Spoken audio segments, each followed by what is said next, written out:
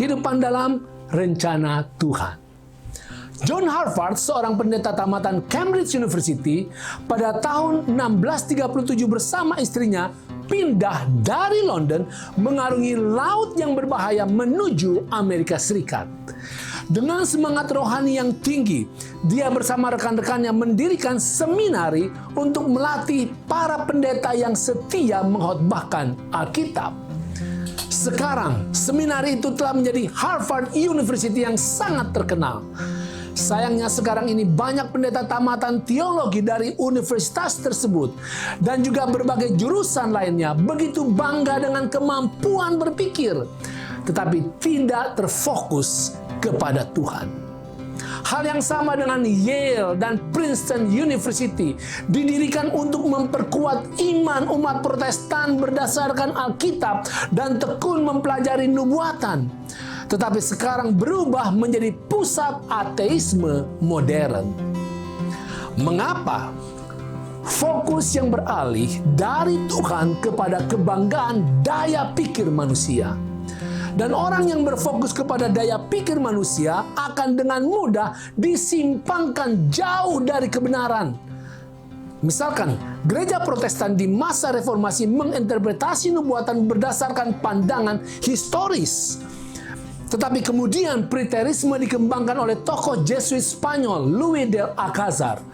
Dia menafsirkan nubuatan dalam Alkitab sebagai sekedar mengkomunikasikan peristiwa yang sudah terjadi di masa lalu. Dan Alcázar memproyeksikan kuasa antikristus kepada Kaisar Roma Nero. Jesuit Spanyol lainnya, Francisco Ribera, mengembangkan futurisme, menerbitkan komentaris setebal 500 halaman tentang kitab Wahyu.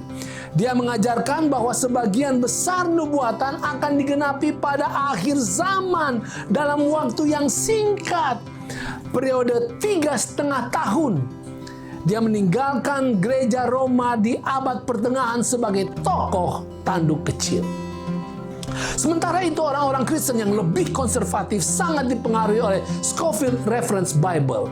Berdasarkan pandangan futuris, dispensasionalis, mereka percaya kepada pengangkatan rahasia, pembangunan kembali bait suci di Yerusalem, dan 1 milenium sebelum Kristus datang kedua kali. Mengapa semua ini? Menghindar kegenapan tanduk kecil di masa lalu sebagai gereja Roma. Saudara, Tuhan menyediakan kebenaran nubuatan bagi kita sekarang ini bukan untuk membangkit-bangkitkan kesalahan kekristenan di masa lalu, melainkan pertama, untuk menunjukkan kepastian penyertaan Tuhan kepada umatnya dari zaman ke zaman. Karena seharusnya tanpa campur tangan Tuhan, kejahatan tanduk kecil itu dengan sangat mampu telah memusnahkan Alkitab, kebenaran Tuhan, dan umat Tuhan. Yang kedua, untuk meneguhkan kepercayaan kita kepada Alkitab, karena nubuatannya jelas tergenapi. Ketiga, melalui pelajaran nubuatan kita dapat dilindungi dari penyesatan setan yang semakin hari semakin dahsyat. Yang keempat, melalui pelajaran nubuatan kita hidup di dalam pengharapan yang pasti bahwa kita ini sedang berjalan ke depan menuju kedatangan Yesus kedua kali dan surga abadi. Itu keren.